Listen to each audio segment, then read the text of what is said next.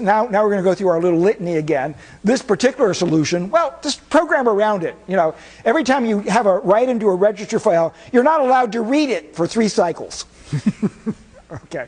And so we're sort of building a lot of knowledge of exactly how deep the pipeline is into forcing the compiler writer to say, look, you can put a value into R3 or R3. You simply can't read from R3 for 3 more instructions. So go figure out something else to do. Okay.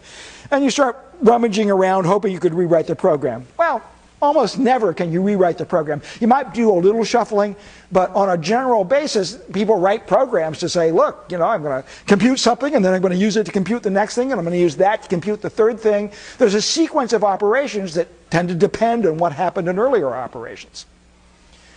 Okay, so we can insert no-ops out the wazoo if we actually have to ensure that the add is out of the write-back stage before the compare can work.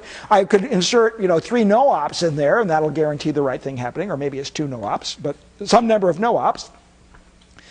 Okay, the second solution, oh, well, we're pretty good at you know, faking instructions, these no-op instructions. So what I'll do is I'm going to freeze the earlier stage of the pipeline. I'm going to basically prevent it from moving forward.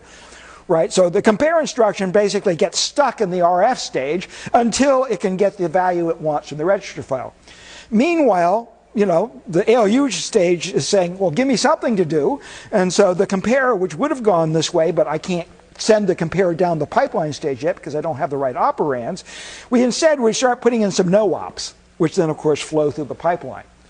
So the so-called data hazard, this hazardous reading of a register file entry that's not there, okay, we could use no-ops to solve that problem. But if we were sort of being a little nervous about the no-ops being introduced by branches, we're going to be really nervous that, you know, what we're really doing now is spacing the execution of the instructions out, so each instruction has to get through the write-back stage before we're willing to let the next instruction get into the ALU stage with the right operands.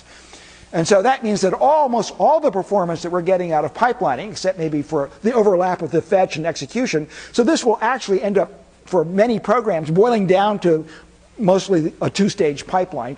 We'll sort of, all these no-ops, so you actually look at what's finishing up is add, no-op, no-op, compare, no-op, no-op, and you sort of look at this and you go, oh my goodness, you know, half of my instructions, you know what, 2/3 of my instructions are no-ops. So even though they're running faster, I'm not getting much for it.